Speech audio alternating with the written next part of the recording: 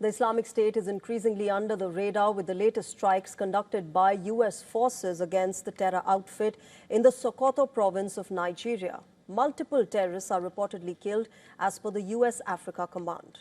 While more details are yet to emerge, this development focuses on the question whether ISIS is once again emerging as the main terror threat globally. Having emerged in 2004 in the aftermath of the U.S. invasion of Iraq, ISIS activity reached its peak in 2014 when it declared a caliphate. However, since U.S. formed a global coalition to defeat Islamic State, thousands of strikes were conducted and the terror outfit lost 95% of its occupied territory in Iraq and Syria by 2017. The killing of ISIS leader Abu Bakr al-Baghdadi in 2019 marked the further decline of this outfit.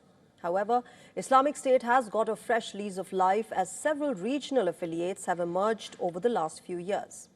Let's look at the present footprint of the Islamic State and its affiliates. Islamic State is most active in Iraq and Syria with an estimated strength of 1,500 to 3,000 fighters. The group has a presence in Nigeria as well with its affiliates Islamic State in Greater Sahara and the Lukarwa group. The neighboring country of Niger has the presence of fighters of Islamic State West Africa province, another IS affiliate. Besides this terror outfit also has a foothold in Libya and Somalia. One of the main current threats, though, is emerging from an IS offshoot called Islamic State Khorasan province, or the ISKP, which is based in Afghanistan and Pakistan.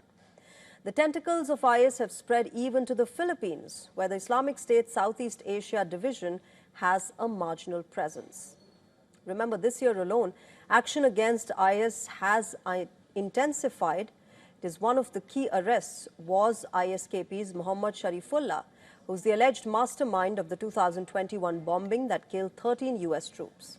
In May, ISKP's spokesperson Sultan Aziz Azam was arrested by Pakistan.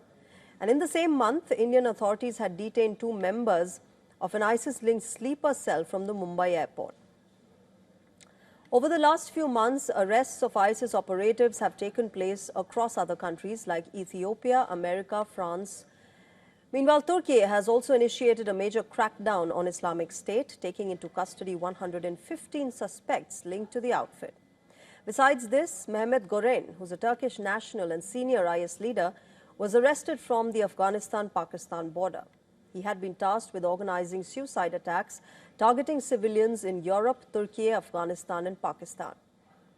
The fight against ISIS got an unexpected boost with Syria's decision to join the global anti-ISIS coalition in November. Recently, Syrian authorities killed Mohammad Shadeh, who was a senior commander of the terror outfit, and captured another key operative in a joint operation with American forces.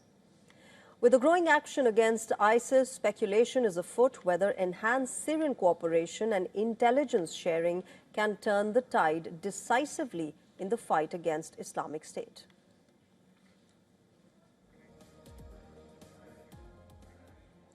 And for more on this, I was earlier joined by Chris Doyle, Director of CABU, or the Council for Arab-British Understanding, and the current lead spokesperson for the agency.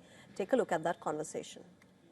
It is in our collective national global interest to find ways to get those economies really moving forward. It is not an act of humanitarian need alone. It is about, by bringing about proper, genuine stability, where you address these long-term grievances, that you are actually producing a more secure country and region. And that's where we have to invest more. And what we have seen, and I fear what might be the long-term consequences, is just one example in 2025, is the drastic cuts in the levels of humanitarian aid. So that ability of the outside world to possess the sort of soft power, that ability to help people recover from such traumas, will only help these groups.